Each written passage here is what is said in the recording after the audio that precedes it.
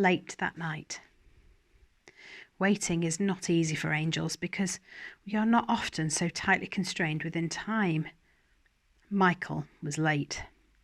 The longer I waited for him, the closer I came to feeling what humans would call anger. When he finally stepped into my office, I greeted him coolly. "Are you aware that there was a serious attempt made this afternoon to bring an end to the sun's mission?" Michael's reply had the same flavour of cool irritation.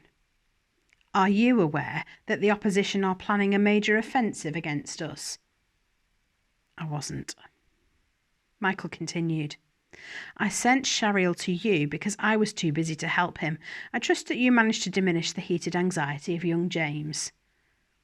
"There's nothing heated about James," I replied. "He's the calm one, remember?" I was concerned by the hostile nature of our conversation. Such behaviour is very rare among angels and is a clear sign that the opposition are gaining ground. Just then, our boss appeared in the doorway. "Are you two all right?" he inquired. Instantly, we both relaxed and our fears melted. "Call me if you need me," he smiled, and left us. I turned from my boss's reassuring smile to the grim concern that shouted from every part of Michael's archangelic being. Clearly, in my own preoccupations, I'd misjudged the situation regarding Michael.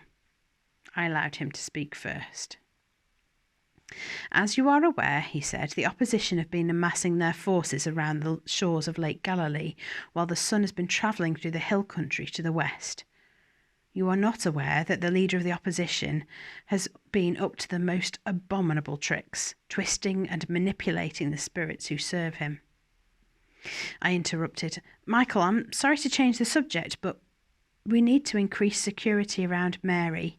She's grasped the basic principles of our entire plan, and if Lucifer looks into her thoughts, like I did today, we'll lose almost all the advantage that we hold." "In which case," my shrewd partner replied, "it is equally important that we do not draw his attention to her." I wondered if I should ask Gabriel to take over as her guardian. He knows her. "You might as well put a big black X on the map saying, 'Look here!' The opposition would head straight for her. Not even Moses was guarded by an archangel." We sat in silence, considering our options. It seemed that we were agreed on the idea of a more experienced guardian for Mary. The only question in our minds was, who should that be? "I suggest that you redeploy Maph," Michael said at last. "Now that Jesus is being left to fight his own battles, Maph is wasted. Put him onto Mary, and it doesn't really matter who you give to Jesus, seeing that they aren't allowed to do anything anyway. Just make sure they're all the same rank as Maph, so his move doesn't look suspicious." "There is more to the work of guardian angels than fighting spiritual battles," I reminded the commander of heaven's armies.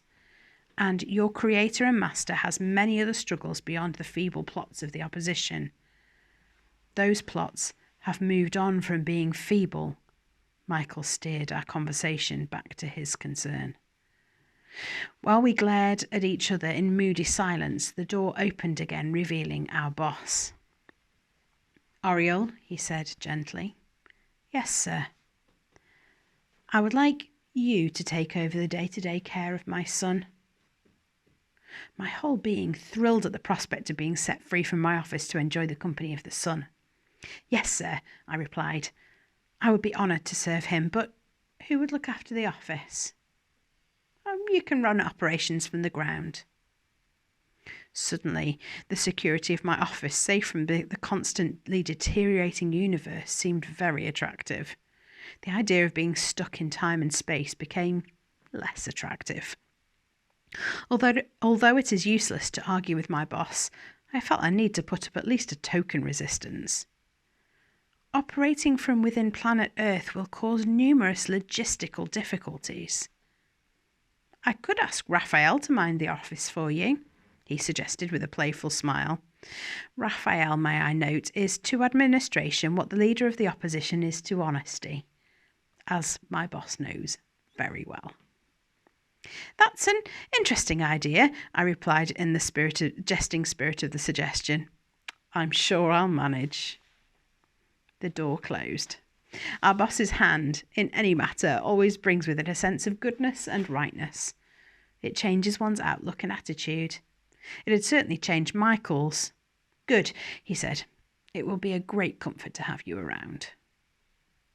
It was time to address the issue that Michael had brought to our meeting. Tell me about the latest abominations of our former colleague Lucifer, I asked. He has gathered a large force around Galilee. Well, we knew that. Indeed you did, but do you know that he and his battalions have been up to what he and his battalions have been up to since Jesus headed into the hills? No, I don't. He's been driving them out onto the water. I was confused. For reasons that I do not understand and certainly couldn't explain, spiritual beings and water do not mix. I remembered Michael's unease when Jesus chose to live at the water's edge, but what could Lucifer hope to achieve by forcing his own troops onto the hated soup that fills the lake? What's he up to? I asked. I can only assume that he's planning to attack the sun in the one place where we won't be able to defend him. Without doubt, the leader of the opposition's self-imposed exile on Earth has caused him to think like Earth people. I've never known of something as human as an ambush being used by spiritual creatures. Michael broke into my thoughts. I need volunteers for emergency training in marine warfare. We have a few aquatic specialists who look after the great creatures of the oceans, I offered limply. I need fighters, not biologists, he replied. This might well be the greatest of all the spiritual battles in our war. It could even be the last battle. The gravity of our position became clear to me. We have a plan to bring about the ultimate victory of love against selfishness. In all the ups and downs of the past year, I've never seriously considered that our boss might actually lose. Now, it seems to be a real possibility. Jesus travels back to Capernaum tomorrow, I informed Michael. There is no time to train your angels, even if that were wise. The great archangel rose above me.